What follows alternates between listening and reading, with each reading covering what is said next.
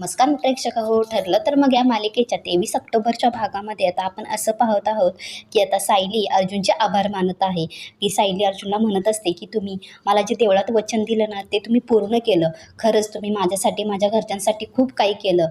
तुमचे आभार मानेल ना तेवढे कमी आहे. अर्जुन म्हणत असतो मिसेस सायली एवढं फॉर्मल नका हो, आणि मी जे तुम्हाला वचन दिलं होतं ना, कारण माझा न्याय व्यवस्थेवर पूर्ण विश्वास आहे. आणि बघा ना आज तोच खरा ठरला. तर चैतन्य पण तिथेच असतो. लगेच चैतन्य म्हणतो आणि तो खरा ठरेपर्यंत अख्खी न्याय व्यवस्था ह्याने हलवूनच काढली असती, फक्त आणि फक्त सायली वहिनींसाठी. तर आता अर्जुन लगेच त्याच्याकडे रागाने पाहतो. लगेच चैतन्य म्हणतो नाही नाही, दुसऱ्या कोणत्याही क्लायंटसाठी त्याने हे केलंच असतं, फक्त आता सायली वहिनी जरा त्याच्यासाठी स्पेशल आहे. तर आता अर्जुन पुन्हा रागाने बघतो. लगेच अर्जुन चैतन्य म्हणतो नाही नाही, क्लायंट म्हणून रे. सायली काहीच बोलत नाही. सायली लाजत असते. सायली नंतर कॉफीचा मग घेऊन निघून जाते. तर ती गेल्यानंतर अर्जुन चैतन्याला खूप ओरडतो. म्हणतो काय रे, काय तुझं ते वाटेल ते चाललं होतं त्यांच्यासमोर, स्पेशल काय क्लायंट काय.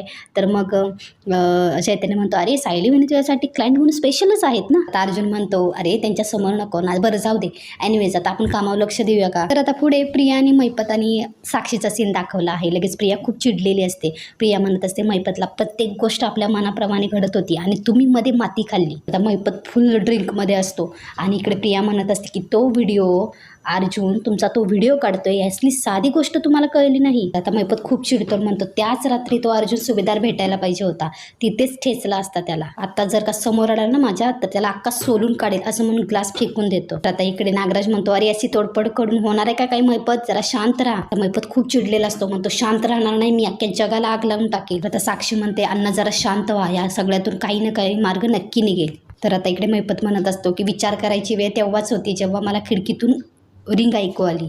तेव्हाच म्हटलं तिथं अर्जुन किंवा त्याचा कोणीतरी माणूस असणार. तेव्हा माझ्यावर कोणी विश्वास ठेवला नाही, मला बाद झाला असेल असे म्हणाले. आता भोगा आपल्या कर्माची फळे. तेवढ्यात तिथे प्रियाला अस्मिताचा फोन येतो. तर लगेच मग प्रिया म्हणते अस्मिताचा फोन आहे, अर्जुनच्या घरी नक्की काय चालू आहे ना ते कळेल आपल्याला, असं म्हणून ती फोन रिसिव्ह करते. तर आता इकडे अस्मिता म्हणत असते तो मैपत शिकरे काही डोक्यावर पडलाय का, त्याचा मेंदू गुडघ्यात आहे, हे जेव्हा माझ्या डॅडवरती आरोप केला ना तेव्हाच कळलं होतं. चांगली बरी जी आश्रमाची जमीन त्याच्या हातात होती ती जाऊ कशी दिली, आणि तो पार्टीचा व्हिडिओ रेकॉर्ड करत असताना त्याचं लक्ष कुठे होतं. इतका बिंडो काय तो. गल्लीतली शेंबडी पोरं त्याच्यापेक्षा जास्त शहाणी असतात. त्याकडे मैपत खूप चिडतो. त्यावेळेला साक्षी आणि नागराज तिला अडवतात आणि इकडे प्रिया म्हणते जाऊ दे ना, मग तू कशासाठी फोन केला होतास मला. तर लगेच अस्मिता म्हणते तुझी ती साक्षी पूर्वी मैत्रीण होती ना, तिथे तुम्ही नवीन प्रोजेक्ट तयार करणार होता ना त्या आश्रमाच्या ठिकाणी.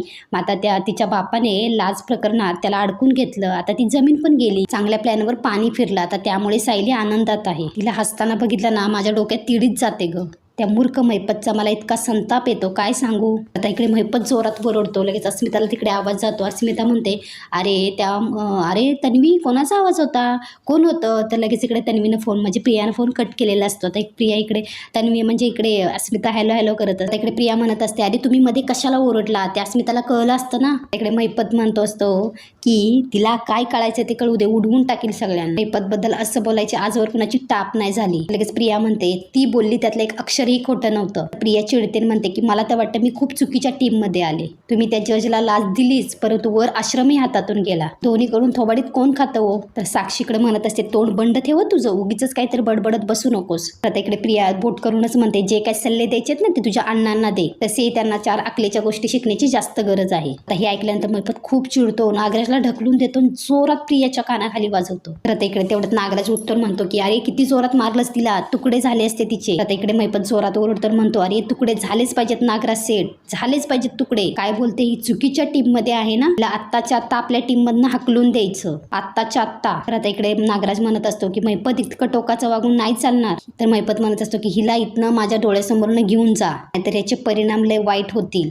तर प्रिया तर आता कानाला हातच लावून बसलेली असते, तिथे खूप चिडलेली असते. तर आता इकडे प्रिया आणि नागराज बाहेर आलेले असतात. आता प्रिया आणि नागराज घरी चाललेले असतात. आता प्रिया खूप चिडते, ती कार चालवत असते आणि म्हणते त्या मैपतने ज्यावर हात उगरला का असं म्हणून गाडी चालवत असते. तर आता इकडे नागराज तिच्या बरोबर असतो. नागराज म्हणतो अरे हळू चालव ग प्रिया, हळू चालव, मला झेपणार नाही तुझं हे स्पीड. आता प्रिया म्हणते आता माझा रागही तुम्हाला झेपणार नाही, म्हणून प्रिया तर जोरात गाडी चालवत असते. आता इकडे नागराज म्हणत असतो अरे प्रिया हळू चालव ना, हार्ट अटॅक येईल मला, माझा जीव घेतेस की काय. चांगली आयडिया आहे, तसंही भुईला भार आहात तुम्ही असं प्रिया म्हणत असते. तसंही कुठलाही प्लॅन तुमचा सक्सेसफुल होत नाही, सगळे प्लॅन फ्लॉप जातात. मैपतने माझ्यावर हात उगरला त्यावेळेला सुद्धा पुतळ्यासारखे बघत होता. तर आता इकडे नागराज म्हणत असतो परंतु तू त्याचा राग माझ्यावर कशाला काढतेस. पण तर आता इकडे नागराज म्हणतो अरे तू तिकडे कुठे घेऊन चाललेस, आपल्या ह्या बाजूला घर आहे. आता इकडे प्रिया म्हणते या बाजूला पोलीस स्टेशन आहे ना. आता बास झाला रोजचा ड्रामा. आता मी पोलिसांकडे जाऊन कबूलच करणार आहे की विलासचा खून साक्षीने केला आणि मी माझ्या डोळ्यांनी पाहिलं आहे. आता इकडे म्हणतो नागराज थांबव गाडी असं म्हणून तिच्या कारला म्हणजे स्टेरिंगला हात लावत प्रियाची गाडी थांबवत. आता प्रिया म्हणते त्या साक्षीला जर फाशी व्हायला नको हवं असेल ना तर त्या मित्राला तुमच्या समजवायचं माझ्याशी दादागिरी नको. पण हा मैपत मला हात उगारणारा लायकीच काय त्याची. त्या केसाला जरी धक्का लागला ना तर तुमच्या सकट सगळे जेलमध्ये जातील. तर इकडे नागराज खूप घाबरलेला असतो. म्हणतो त्याचा राग माझ्यावर का काढतेस तू. की काकाय तुझा तू मुलीसारखी आहेस माझ्या तू.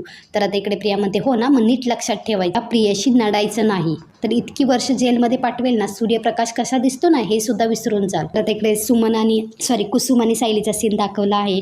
आता सायली अर्जुनच्या शर्टला जवळ घेतलेला असताना ती स्वप्नात असते आणि इकडे कुसुम म्हणत असते अगं सायली तू त्या चिडक्या बिब्याच्या प्रेमात इतकी वाहून गेली आहेस तुला काय ऐकूच येत नाहीये मी मगासपासून तुला हाक मारते. सायली म्हणते काय करू कुसुमताई मी यांचा विचार करत असले ना मला काही सुचतच नाही. कुसुम म्हणत असते परंतु तुला हे वागणं त्रासदायक ठरेल. तर आता इकडे सायली म्हणते अरे कुसुमताई प्रेम ही जगातील सर्वात सुंदर भावना आहे ती भावना कशी काय त्रासदायक ठरेल. तर आता इकडे कुसुम म्हणत असते प्रेमाला प्रतिसाद नाही मिळाला तर त्रास होणारच ना गं. कुसुम म्हणते तू अर्जुन सरांना विचारलेस का की त्यांच्या मनात तुझ्याबद्दल नेमकं काय आहे. तर सायली म्हणते तुला असं वाटतंय का त्यांच्या मनात माझ्याबद्दल काही नसेल. आता कुसुम म्हणते तू इथे बस सायली बघ मला काय वाटतं हे ना तुला मला काहीच फरक पडत नाही. प्रश्न हा आहे की अर्जुन सरांना काय वाटतं. आता अर्जुन रूममध्ये येत असतो त्याचं काहीतरी काम असतं म्हणून रूममध्ये तो येत असतो. कुसुम म्हणत असते तू एकदा विचारून घे ग तू उगीच कशाची वाट बघत आहे. तर सायली म्हणते कुसुमताई मी अगं फक्त मधुभाऊ सुटण्याची वाट बघत आहे. कुसुम म्हणत असते परंतु आज त्या दिशेने एक पाऊल पुढे टाकलंय ना आपण तू अजिबात विचार करू नकोस वेळ वाया घालवू नकोस. तर कुसुम म्हणते बघ मी एक सांगू का मला असं कधीच जाणवलं नाही की अर्जुन सराचं तुझ्यावर प्रेम आहे. तू त्यांना विचारून घे तशी शहानिशा करून घे. मला तुझी सतत काळजी वाटते ग. बघ हवेत तीर मारणं पुरे झालं आता. अर्जुन सरांच्या मनात तुझ्याबद्दल काही नसेल ना तर ह्या नात्यातनं बाहेर पडणं जड जाईल तुला. तर सायलीकडे म्हणत असते की मला ह्या नात्यातून बाहेर पडायचंच नाही कुसुमताई हे लग्न माझ्यासाठी खरं आहे अगदी आयुष्यभरासाठी आहे. आता इकडे अर्जुन रूम मध्ये येत असतो. कुसुम म्हणत असते हो ना मग बोल ना एकदा त्यांच्याशी. तर सायली म्हणते बरोबर आहे तुझं म्हणणं बरोबर आहे मी आता जास्त वाट नको बघायला मी आता त्यांच्याशी बोलणार. कुसुम म्हणते येत्या 1-2 दिवसात संधी शोध आणि बोलून टाक. सायली म्हणते ठरलं तर मग मी अर्जुन सरांना माझ्या मनातलं सगळं सांगून टाकणार आणि माझी खात्री आहे त्यांचाही होकारच असेल. आता कुसुम म्हणते पण तसं झालं नाही तर आता कुसुम म्हणते मग त्यांच्या मनात तसं नसेल तर. सायली म्हणते त्यांच्या मनात तसं नसेल तर मग मधुभाऊ बाहेर आल्यावर मी त्यांच्याबरोबर पुन्हा आश्रमात निघून जाईल आणि हे सगळे शब्द अर्जुन ऐकतात. अर्जुन हे ऐकल्यानंतर अर्जुन मनात असा विचार करतो मधुभाऊ बाहेर आल्यावर मिसेस सायली मला कायमचं सोडून जाणार. तर एवढंच ऐकल्यावर अर्जुनच्या डोळ्यात पाणी येतं. अर्जुन खूप अस्वस्थ होतो त्याला वाईट वाटतं तो तसाच खाली येतो.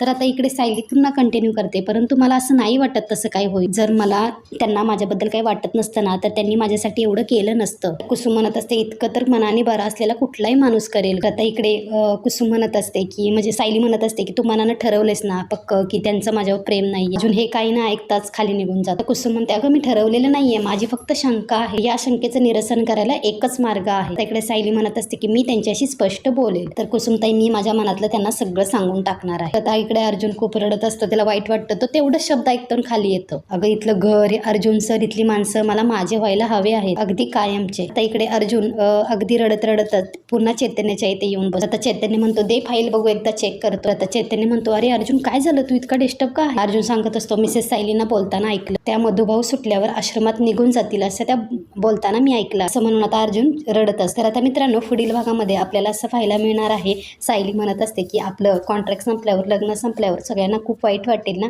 मग ते पुन्हा तुम्हाला लग्न करण्यासाठी आग्रह करते. ते प्रियाशी तुम्हाला लग्न करायला सांग. प्रियाशी लग्न तुम्ही दुसऱ्यांदा टाळू शकाल का. जरी टाळू शकलात तर दुसऱ्या कुठल्या मुलीशी तुम्हाला लग्न करावंच लागेल ना. तर आता अर्जुन खूप चिडतो म्हणतो मधुभाऊ परत आल्यावर तुम्ही आश्रमात निघून जाणार आहात मग मी इथे काय करतो त्याच्याशी तुमचा काय संबंध आहे. म्हणून अर्जुन खूप तिच्यावर चिडलेला असतो. अशाच अपडेटसाठी आपल्या मराठी चॅनलला लाईक शेअर सबस्क्राईब